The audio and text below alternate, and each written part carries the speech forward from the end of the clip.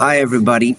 My name is Marat Fudim. I'm a heart failure cardiologist at Duke University, and today I'm joined by Dr. Pam Taub from California, specifically UC San Diego. See all the titles. I made a comment earlier. She has more titles than I have letters in my name, first and last. And the topic of the day, as this part of the webinar series supported by Medscape and the Heart.org, is rethinking protection, why GDMT isn't enough. And this is the third part of the series, really talking about the early SCD risk and the protection around it. Welcome, Pam. Well, it's great to be here with you, Marat. And I always think when you get a heart failure cardiologist and a preventive cardiologist together, lots of good ideas and good things happen. All right, well, good. The next 15 minutes will tell. So thank everybody for participating.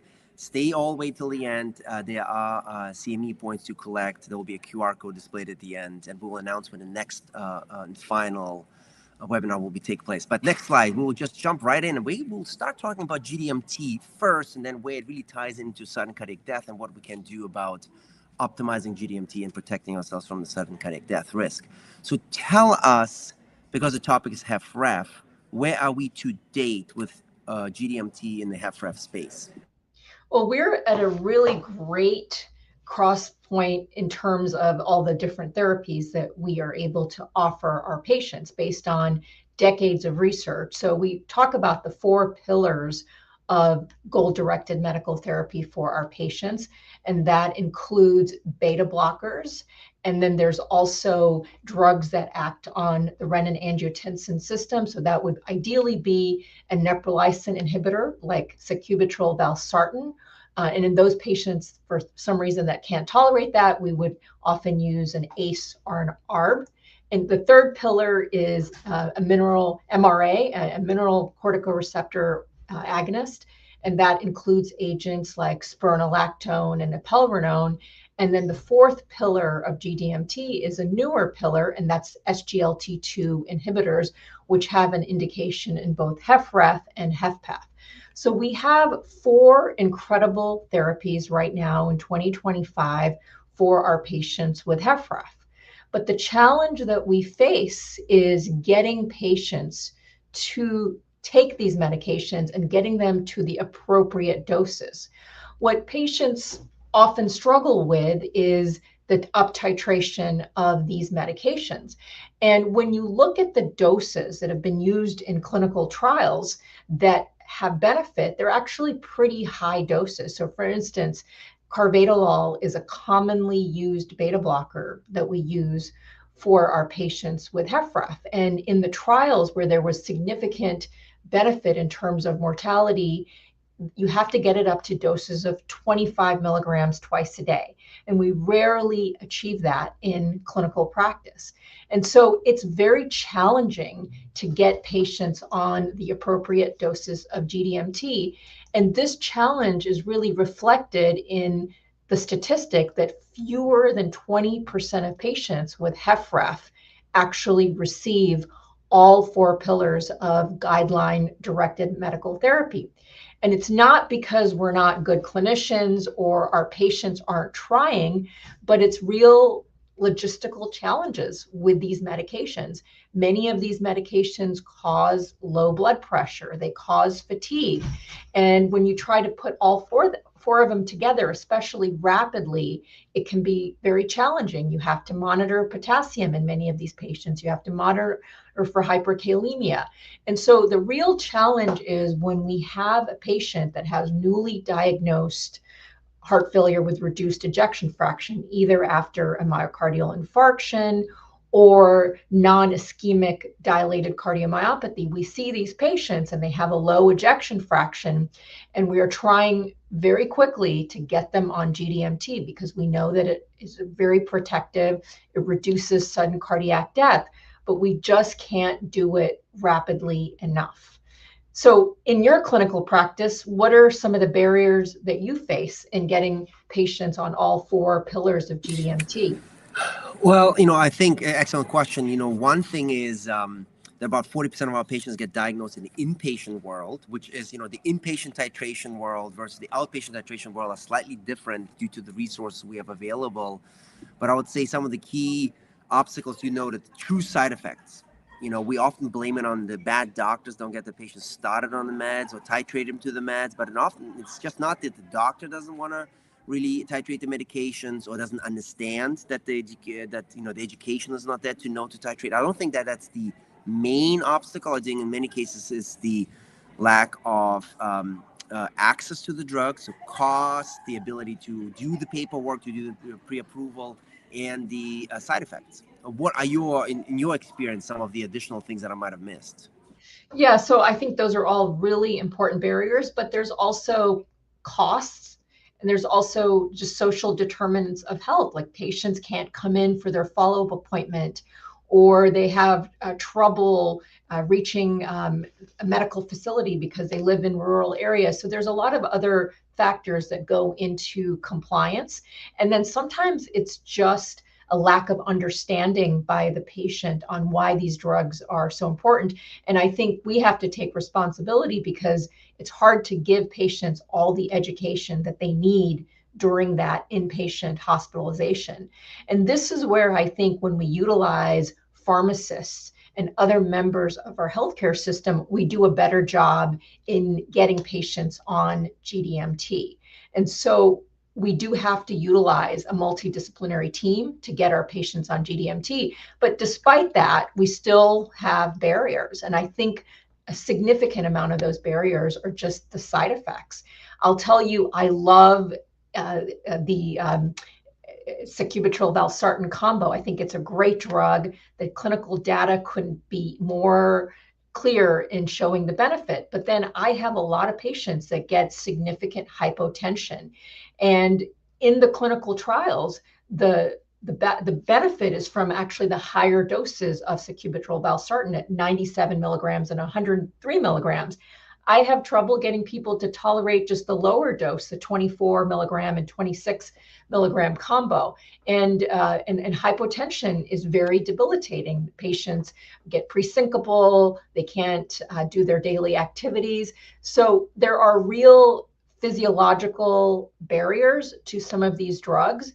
And we just have a big area where we need to do better. And so the big critical area is right after that patient is diagnosed with heart failure with reduced ejection fraction. While we're trying our best, there is this period where they are very high risk for sudden cardiac death.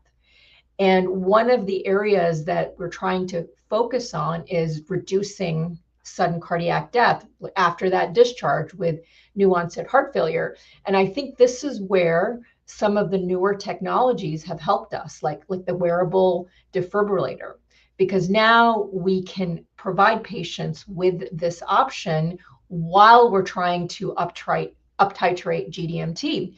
And something that can happen is with GDMT, patients can have recovery of ejection fraction to a point where they don't need a permanent defibrillator.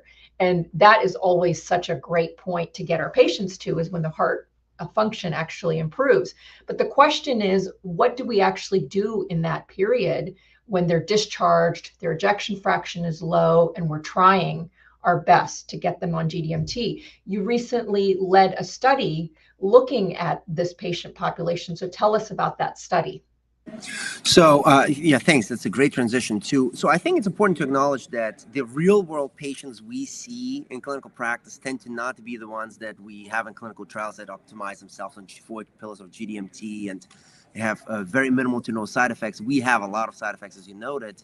Protecting people from, sudden cardiac death is obviously important. We published this study registry really lately from Germany. It's a nationwide registry with 19,000 patients that serially received life vests. So if you got a life vest in the German healthcare system over a 1.5 year period, you were captured serially. Everybody got added.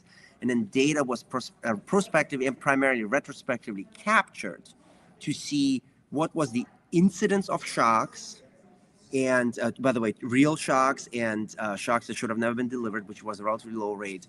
Then they had their GDMT rates, death captured, and actually then also improvement of the ejection fraction over follow-up. And on the top right in the green box, you see the primary results indicating that whether you had ischemic or non-ischemic disease, the incidence of first shock or first treated event was actually pretty high. You had events of 6 to 8 time to first event. And now, if I don't know if we can bring up the slides again, but the second or any repeatable shocks, because people had more than one shock in average, you had now anywhere between 8 to 14 shocks, 8 in the non-ischemic group, which was about 60% of the population, and 14 in the ischemic group, if you to look at the totality of shocks. So that was the time to first event, or the incidence of the first event, or the totality of all events. And if you look at the timing of the events, the majority of the events actually occurred in the first 4 weeks after the initiation of the life vest, which was pre-discharge in most cases. That's the bottom figure. So really, as you indicated, risk is all acute. So you really want to protect them early on while you marinate patients in the secret sauce, which you then call GDMT or the 4 pillars. And the only other thing to point out is that if you look at the recovery rates, more than 50% of all patients saw an improvement of the ejection fraction above the famous, the magical 35% threshold. So GDMT does really work. Once you start patients, they start at an ejection fraction in average of 27. The majority improved above 35, no longer needing SCD protection for using an ICD. But if we go to the next slide, and that's, I think, is where I would like to tie it back to you again. These are the GDMT rates seen in the German registry prior to discharge. I mean, the rates were ischemic, non-ischemic, very compared, very, very high. Now, the disclaimer is Germany has a socialized medical system. So actually, everybody has either no or very little copay. That's that at least the financial barrier is gone. You mentioned that earlier. Now you have the side effects might be still the same because this is a real world registry, but the GDMT rates are really, really high. So what do you do looking at these rates? How do you compare that to sort of the US rates if you would have done this in the United States? What do you think? Well, it's way lower in the United States. And you're right, some of it has to do with access to some of these medications. And so what I would predict is if we did this study in the United States where the GDMT rates are much lower, that we would probably see an even bigger benefit with a wearable defibrillator. And I think that's important to keep in mind when we're looking at this German data. Would you agree? Yeah, I know. I would say you probably can never say that outside of this framework, but if you would have done this in Germany, you would have had not as much benefit, because I think that was the best case scenario, because the people had a high protection right leaving the hospital, so the marination started a lot early. In the United States, it takes us sometimes weeks to get the pre-approval in place before we can start them on the RNA or SGLT2, before then they see all the benefits. And we know the benefits, the splitting of the curves, it takes a couple of weeks to months for each drug. But now you add it up, you need to protect them over those several weeks before you have these quote unquote splitting of the curves. So I do think that this is the best case scenario in the United States. If we to repeat this, and I hope we repeat this type of experience in the United States, you will see hell lot higher rates of, early SCD events, sudden cardiac death events. I'm confident about that. And the way I talk to my patients about this data is sometimes it's hard to convince a patient to wear the defibrillator, but I tell them that this is a really critical time point right after discharge, and you're very high risk of an arrhythmia. And actually wearing this for a short time while we titrate up your medications could help prevent actually putting in a permanent defibrillator. And so that really resonates with patients because they want to avoid the permanent defibrillator, and then they will wear a temporary defibrillator. So I think it's really important for us to convey this data to our patients, and it also helps increase adherence with these wearable defibrillators. I completely agree. And another data point to share from the registry, only a third of all patients ends up getting an ICD, an implantable ICD, at the conclusion of the study when they took off the life vest, because we actually could look at the data.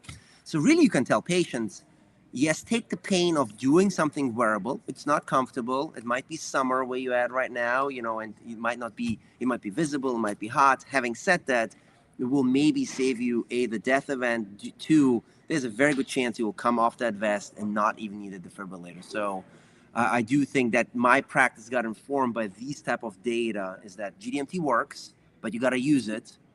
and you got to overcome the barriers. And while it works, while it marinates, you just got to bite the bullet and protect yourself for a few months in this, using variable cardiac defibrillators. And there are a number of these type of defibrillators that are in play right now. So I'd encourage you to, look around what's there and talk to your local reps. This is it. I would like to move to the next slide and actually announce, first of all, I would like to thank you for your time today. I look forward to seeing you soon at AHA.